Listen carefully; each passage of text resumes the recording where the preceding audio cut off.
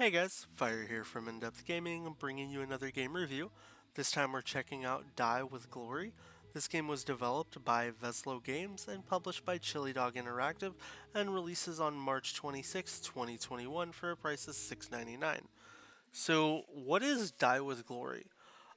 It's pretty much a Viking inspired story tale game where you play as this kind of little Viking guy here, and you go through telling stories of kind of epic little battles and tales from the perspective of how it went in two different ways. So, how things went right for you one way and how they went bad for you another. As you progress through the game, you're going to go through 6 different chapters.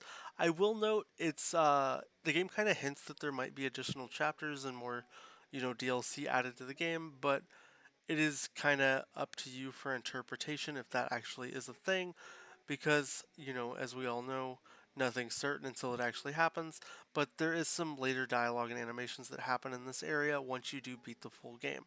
Speaking of achievements and everything, this game is not a hard completion whatsoever. I did the entire game in under 2 hours, and there's only really one missable achievement where you can die by lava 10 times. And that happens in one of the earlier chapters when you're kind of flying on a rock, so keep note of that when you are playing the game. Now, I'm just going to boot into one of the chapters here just so you can kind of see what the gameplay is like. Overall, this game is it's kind of cute and adorable in a weird way. I love the graphic and art style, and the comical interactions between the characters in the game is pretty cool. Difficulty-wise, this game isn't too difficult by any means. You just are going to have to spend a lot of time trying to figure out the controls and really what to do, as it doesn't do a great job of explaining how to play the game on its own. Now, this is one of the earlier levels where there's going to be times where you have to die to do things or navigate different areas to do things, so you're going to have to rinse and repeat some stuff as you start to figure them out. So sometimes you may need to actually get killed just to complete one objective, or you may need to not get killed to complete another. Now, one of my kind of flusters about the game that it doesn't really help explain very well is it's kind of hard to tell which task you're highlighting.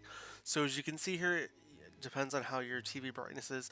You can see I have 2 options. I can go up or down. Now I can free walk anywhere, but if I hit A, I either go up or down.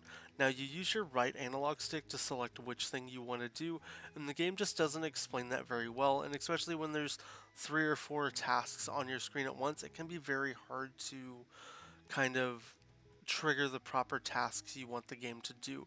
So be very careful when you're selecting certain options. And another advice, if you get to this point in the game where you're triggering kind of this egg that bounces out, run over here and then kind of stand in this area right here, and the egg will eventually roll down and hit you. Now, I'm not sure. Yep, here it is. It actually pops up, and that'll actually end up triggering one of the achievements. So if you do find any troubles there.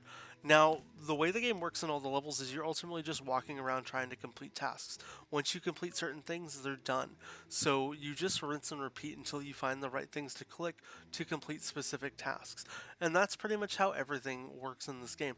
There's really nothing that's skill-based or challenging in the sense it's just figuring out what the next task is that you need to select to complete the game. Art style wise, I think this game's great. The soundtrack's decent. It really fits the game. My biggest gripes are just kind of the entry level explanation as how some of the controls and things work in the game. I think could have been done a lot better. But it's kind of one of those like you nitpick at the level you want, so you guys can take that for a grain of salt. As far as the replayability and funness of the game, it's pretty much a one and done game. It'd be nice to see if they put out some additional DLC to see what you could maybe do further in the game, but we'll see what happens in the future.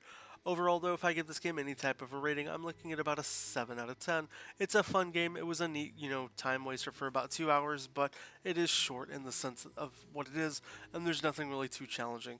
The stuff that really gives it bonus points for me is just the comical aspect of the game, and I like the diversity that the levels offer. Like even like the menu buttons here, like it's kind of hard to distinguish which one actually is the menu button and which one brings you back. So if the developers do watch this, I maybe update those to be a little bit wordy and maybe a little better tutorial starting the game off.